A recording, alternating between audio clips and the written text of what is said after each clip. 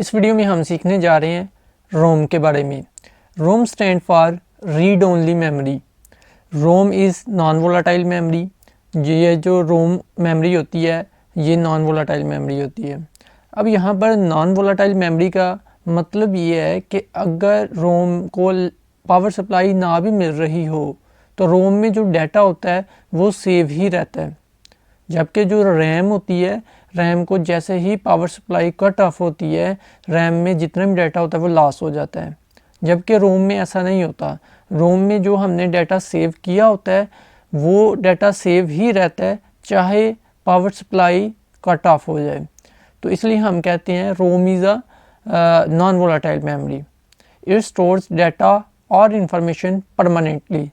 तो रोम जो है ये डाटा या इंफॉर्मेशन को या इंस्ट्रक्शंस को परमानेंटली स्टोर करती है, जबकि रैम जो होती है वो टेम्परेरी तौर पर डाटा को स्टोर करती है। तो रोम स्टोर्स द डाटा और इंफॉर्मेशन परमानेंटली। यहाँ पर आप तस्वीर में भी देख सकते हैं मदरबोर्ड पर कुछ इस तरह से रोम लगी होती है, जबकि रैम चिप की फॉर्म में लगी होती है। ये भी चिप ही है लेकिन वो स्टिक्स की फॉर्म में होती है, जबकि रैम को लगाना और उतारना आई थिंक रोम की निस्बत आसान होता है। रोम में डाटा भी आमतौर पर कम स्टोर होता है, जबकि रैम में डाटा जो होता है वो ज़्यादा मकदार में हम स्टोर कर सकते होते हैं। कंटेंट, जिसको हम डाटा और इंफॉर्मेशन भी कह सकते हैं, जो कंटेंट होता है मींस के डाटा और information can not be changed और डिलीटेड। जब भी हम रोम में डाटा या इंफॉर्मेशन लिख देते हैं तो वहाँ से डाटा को चेंज करना या डिलीट करना ऐसा पॉसिबल नहीं होता। जबकि आजकल बहुत सारी ऐसी टाइप्स आ चुकी हैं रोम में जो कि अब चेंज करना और डिलीट करना पॉसिबल हो चुका है। लेकिन आमतौर पर यही समझा जाता है कि रोम में जो कंटेंट होता है मींस के डाटा या इंफॉर्मेशन उसको हम चेंज या डिलीट नहीं कर सकते। That's why it is called read only memory. इसी वजह से हम इसको रीड ओनली मेमोरी कहते हैं कि यहाँ से हम सिर्फ डाटा को रीड कर सकते हैं, जबकि डाटा को अगेन एंड अगेन डिलीट और चेंज नहीं कर सकते या रीप्रोग्राम नहीं कर सकते। तो इसीलिए हम रोम को रोम कहते हैं क्योंकि it is a read only memory. R means read, O means only and M means memory, कि ऐसी मेमोरी जहाँ से हम सिर्फ डाटा को रीड कर सकते हैं। ROM instructions loaded into main memory. Main memory means RAM. तो जैसे कंप्यूटर स्टार्ट होता है तो रोम से इंस्ट्रक्शंस या डाटा या इंफॉर्मेशन, वो जो इंस्ट्रक्शंस कह लें, डाटा भी हो सकता है, इंस्ट्रक्शंस या इंफॉर्मेशन भी हो सकती हैं। तो रोम में जो इंस्ट्रक्शंस होती हैं या जो कंटेंट होता है वो मेन मेमोरी में या रैम में लोड होता है जैसे ही कंप्यूटर स्टार्ट होता है। रोम स्टोर्स बूटस्ट्रैप इंफॉर्मेशन। तो रोम में आमतौर पर बूटस्ट्रैप इंफॉर्मेशन स्टोर की जाती है। अब ये बूटस्ट्रैप इंफॉर्मेशन क्या होती है? ये वो इंफॉर्मेशन होती है जो कंप्यूटर को स्टार्ट करने में रिक्वायर होती है। जैसे कंप्यूटर ने स्टार्ट होना होता है तो एक खास इंफॉर्मेशन की ज़रूरत होती है, उस इंफॉर्मेशन कहते हैं बूटस्ट्रैप इंफॉर्मेशन, और ये बूटस्ट्रैप इंफॉर्मेशन रोम में स्टोर होती है। तो आप यहाँ पर रोम की तस्वीर भी देख सकते हैं, ये मदरबोर्ड पर लगी होती है रोम। तो रोम की अब डिफरेंट टाइप्स हैं। Types of ROM: number 1 M ROM, number 2 P ROM, number 3 E P ROM, and number 4 E P ROM, and number 5 flash memory. सबसे पहले हम डिस्कस करेंगे एम रोम के बारे में। तो एम रोम क्या होती है? M ROM stand for masked read only memory. यहाँ पर भी लिखा हुआ है M ROM stand for masked ROM या masked read only memory. Oldest type of ROM. ये जो एम रोम है ये सबसे पुरानी रोम की टाइप है। एम रोम में क्या होता है कि जैसे एम रोम को मैन्युफैक्चर किया जा रहा होता है, मींस के जैसे ही एम रोम को बनाया जा रहा होता है तो फ़ौरन से उसी दौरान डाटा राइट कर दिया जाता है। In this type of ROM means के एम रोम में प्रोग्राम्स एंड इंस्ट्रक्शंस जो कि कंटेंट होता है, डाटा या इंफॉर्मेशन, इंस्ट्रक्शंस या कंटेंट या प्रोग्राम्स, ये जो होता है इनको फ़ौरन स्टोर कर दिया जाता है eight the time of manufacturing. जैसे ही एम रोम को मैन्युफैक्चरिंग किया जा रहा होता है, फ़ौरन से उसी टाइम पर एम रोम में प्रोग्राम्स और इंस्ट्रक्शंस को राइट कर दिया जाता है। या हम ये भी कह सकते हैं in this type of ROM और in M ROM we can write the instructions, programs, data और information at the time of manufacturing. Data from M ROM can not be changed and deleted. एक मरतबा इस पर data लिख दिया गया जो कि मैन्युफैक्चरिंग के दौरान लिखा जाता है, तो जैसे ही डाटा लिख दिया गया तो एम रोम से डाटा को अरेज नहीं किया जा सकता, ना ही डिलीट किया जा सकता है, ना ही चेंज किया जा सकता है। मैन्युफैक्चरिंग का मतलब ये है कि एम रोम को बनाते वक्त ही डाटा को लिख दिया जाता है, मैन्युफैक्चरिंग करते ही डाटा को लिख दिया जाता है। तो एक मरतबा डाटा लिख दिया गया तो उसको दोबारा से चेंज या डिलीट नहीं किया जा सकता। M ROM is inexpensive. M ROM की ये एक बात है कि ये इतनी ज़्यादा महंगी नहीं होती। अब हम बात करते हैं पी रोम के बारे में। P ROM stand for programmable read only memory, या पी रोम शॉर्ट फॉर्म में जो हम कहते हैं।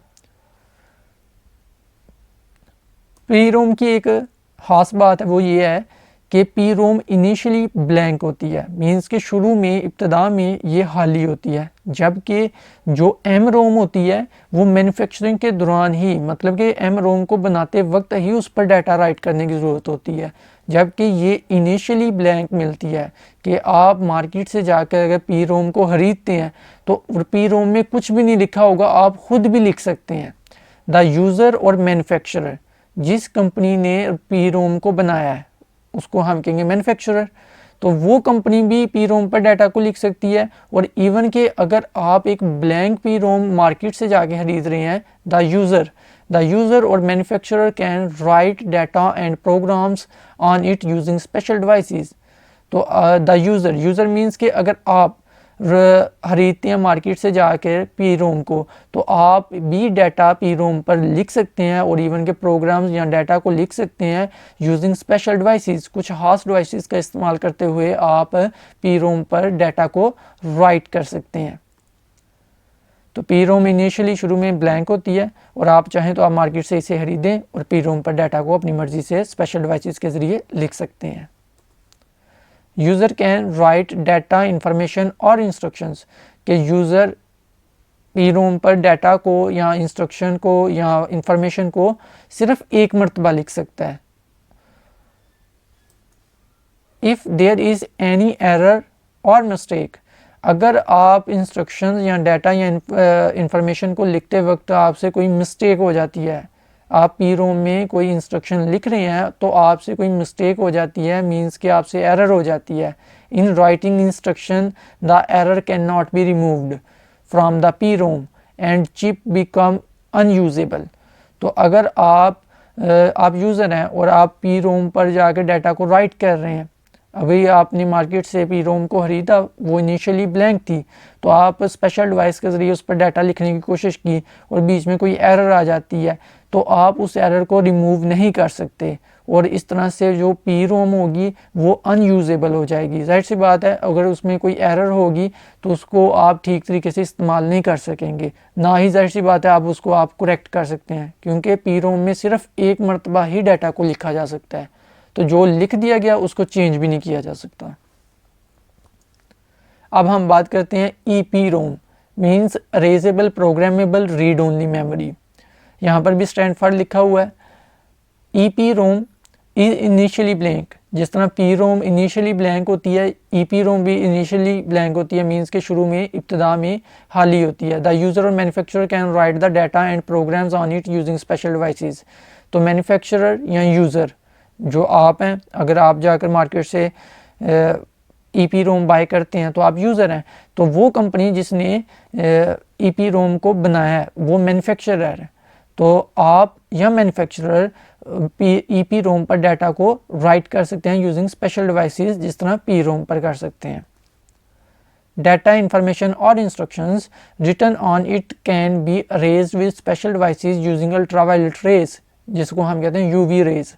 तो डाटा या इंफॉर्मेशन या इंस्ट्रक्शंस, जब हम इंस्ट्रक्शंस लिखते हैं ईपी रोम पर, तो उन इंस्ट्रक्शंस को हम अरेज भी कर सकते हैं ईपी रोम से यूजिंग स्पेशल डिवाइसेस, खास डिवाइसेस का इस्तेमाल करते हुए। और किस चीज़ का? अल्ट्रावायलेट रेज का, यूवी रेज का इस्तेमाल करते हुए हम ईपी रोम से डाटा को अरेज भी कर सकते हैं।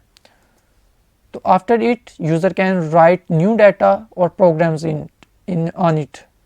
तो अगर कोई आपसे मिस्टेक हो जाती है, कोई एरर हो जाती है, तो आप उस डाटा या इंस्ट्रक्शन को आप अरेज करें और उस पर न्यू डाटा और प्रोग्राम्स को आप फिर से लिख सकते हैं। इसका इस्तेमाल कहाँ पर किया जाता है? ईपी रोम का। ईपी रोम का आमतौर पर माइक्रो कंट्रोलर्स वगैरह में इस्तेमाल किया जाता है। तो ईपी रोम का मेन फ़ायदा यही है कि आप यूवी रेज का इस्तेमाल करते हुए यहाँ से डाटा को अरेज कर सकते हैं। UV raise means ultraviolet rays का इस्तेमाल करते हुए डाटा को अरेज कर सकते हैं और फिर से न्यू डाटा या प्रोग्राम्स को या इंस्ट्रक्शंस को उस पर राइट कर सकते हैं। अब हम डिस्कस करेंगे EEPROM, electronic erasable programmable read only memory.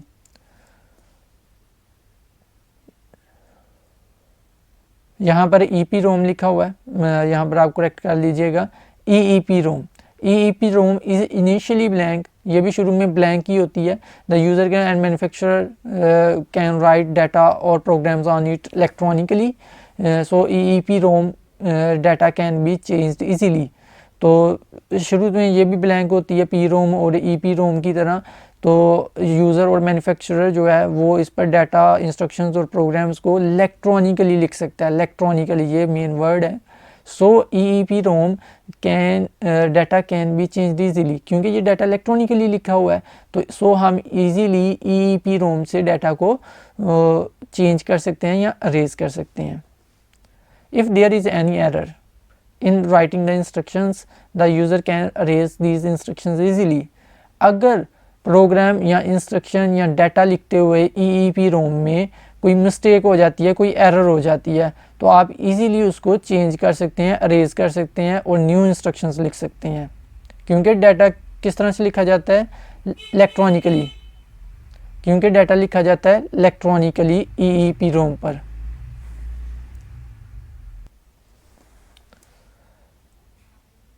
It can be erased and reprogrammed 10,000 times। तो EEPROM को ऑलमोस्ट 10,000 टाइम्स अरेज किया जा सकता है और रीप्रोग्राम्ड किया जा सकता है। Both the erasing and programming takes about 4 to 20 milliseconds. तो जब भी हम EEPROM से डाटा को अरेज करते हैं और न्यू डाटा को राइट करते हैं तो almost probably 4 to 20 milliseconds का टाइम ऑलमोस्ट लग जाता है। Any location can be selectively erased rather than the erasing entire chip.